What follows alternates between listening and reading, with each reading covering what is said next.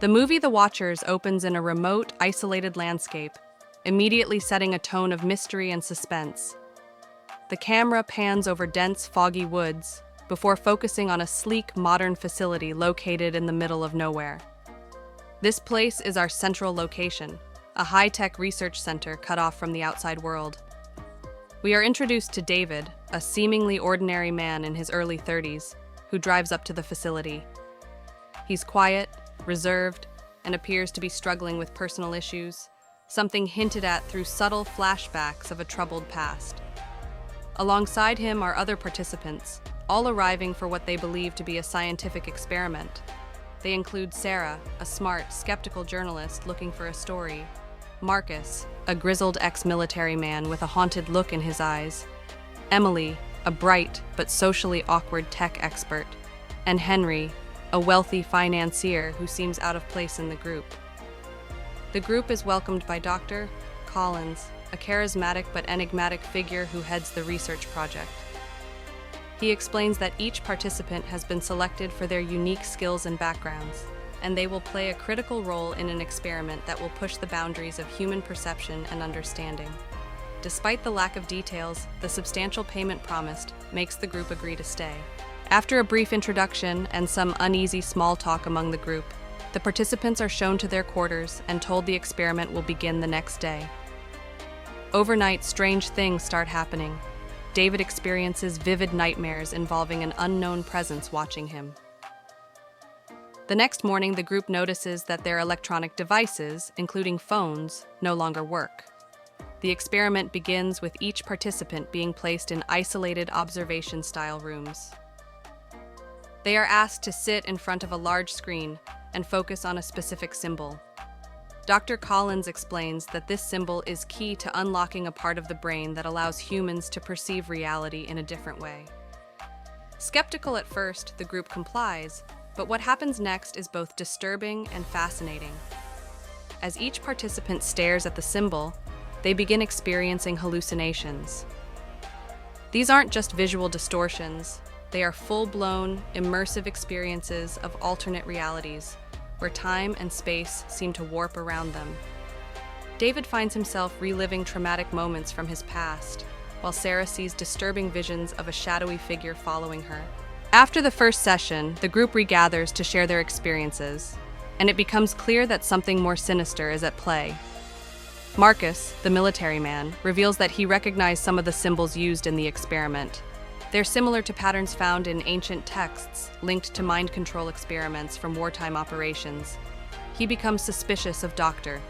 Collins, believing there's a hidden agenda behind the experiment. Sarah, the journalist, grows more curious and starts investigating Dr. Collins's background.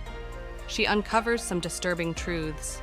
Dr. Collins had been involved in several classified government projects, some of which were rumored to deal with human consciousness manipulation. She also finds out that many of these projects were abruptly shut down after unexplained incidents involving test subjects who lost their grip on reality. The group starts to realize they're not just part of a scientific experiment. They're being watched and manipulated. They are not the observers, but the observed. As tensions rise, the group confronts Dr. Collins, demanding to know the truth. He calmly reveals that they are part of a far more dangerous and groundbreaking experiment than they could have imagined. The facility they are in isn't just studying human consciousness, it's creating a gateway to a higher dimension. The hallucinations they've been experiencing aren't mere tricks of the mind. They are brief glimpses into this other dimension. Collins explains that there are beings in this higher dimension, referred to as the Watchers, who have been observing humanity for millennia. They are invisible to the human eye, but by opening specific pathways in the brain, humans can become aware of their presence. The Watchers, however, aren't benevolent. They are indifferent, cold observers who see humanity as mere experiments.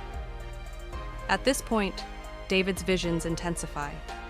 He starts seeing shadowy figures, the Watchers, standing just at the edge of his vision.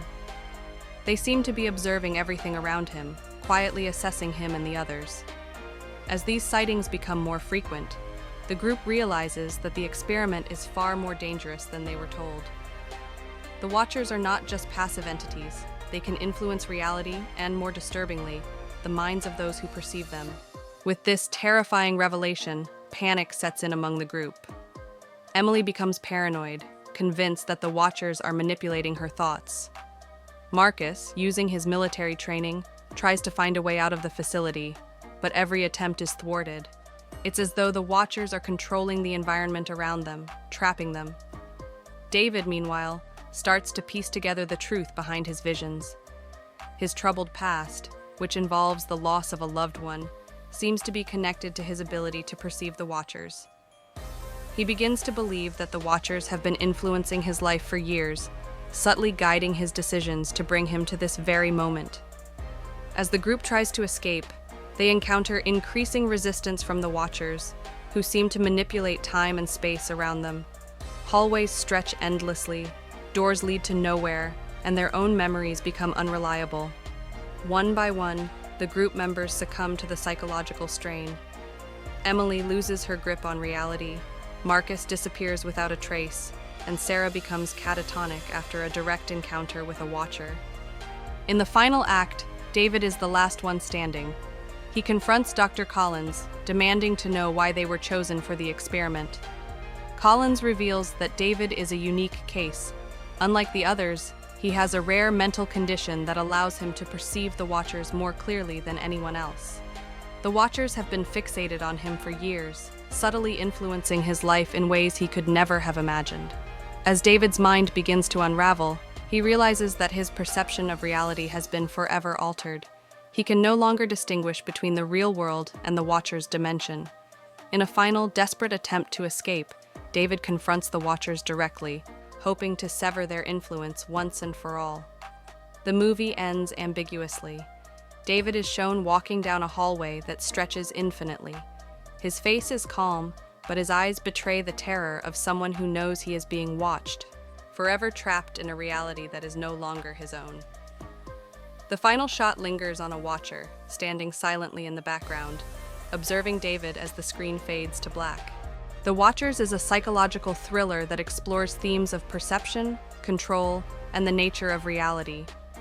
It leaves the audience questioning the line between observer and observed, and whether humanity's curiosity about the unknown might one day lead us to forces we can't fully comprehend.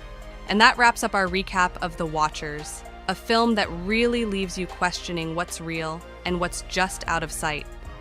If you enjoyed this breakdown and want to see more in-depth recaps of your favorite movies, don't forget to hit that like button, subscribe, and ring the notification bell so you never miss an upload. I'd love to hear your thoughts on the movie. Were you as creeped out by the Watchers as I was? Drop a comment below and let's discuss. Thanks so much for watching, and I'll see you in the next video. Until then, keep your eyes open, because you never know who's watching.